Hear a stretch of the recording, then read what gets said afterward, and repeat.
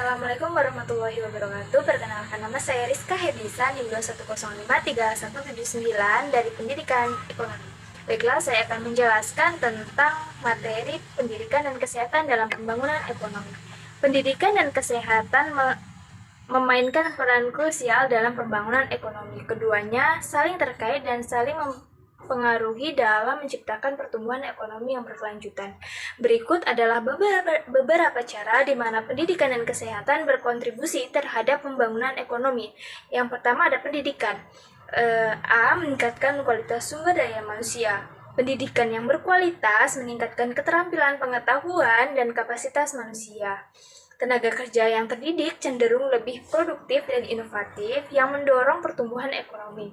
Mereka memiliki keterampilan yang lebih baik untuk mengakses pekerjaan yang lebih baik dan memberikan kontribusi yang lebih besar terhadap sektor-sektor ekonomi. Yang B ada inovasi dan teknologi. Pendidikan yang baik juga mendorong inovasi dan perkembangan teknologi. Pendidikan yang berfokus pada sains, teknologi, rekayasa, dan matematika dapat menghasilkan sumber daya manusia yang mampu mengembangkan dan menerapkan penemuan baru.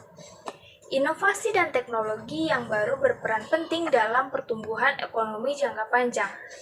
Yang ketiga ada kewirausahaan. Pendidikan dapat membangun keterampilan kewirausahaan dan jiwa berwirausaha pada individu.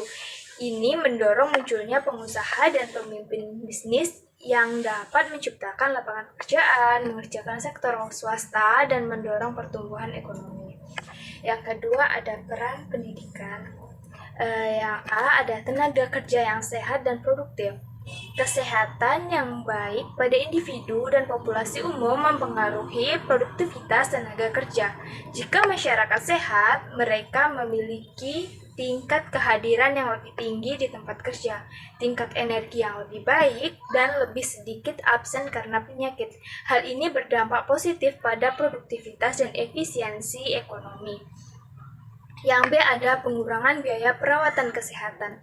Sistem kesehatan yang baik dan akses yang mudah dapat mengurangi beban biaya perawatan kesehatan bagi individu dan pemerintah. Dengan mengurangi beban ini, sumber daya dapat dialokasikan ke sektor ekonomi lainnya seperti pendidikan, infrastruktur, dan pengembangan bisnis. Yang C ada investasi jangka panjang. Peningkatan kesehatan masyarakat dapat dianggap sebagai investasi jangka panjang dalam pembangunan ekonomi.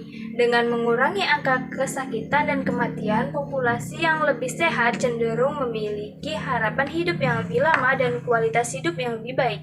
Ini menciptakan kondisi yang mendukung pembangunan manusia yang berkelanjutan dan pertumbuhan ekonomi yang berkesinambungan. Dalam rangka mencapai pembangunan ekonomi yang berkelanjutan, penting untuk memberikan perhatian yang serius pada pendidikan dan kesehatan. Terima kasih, hanya itu yang bisa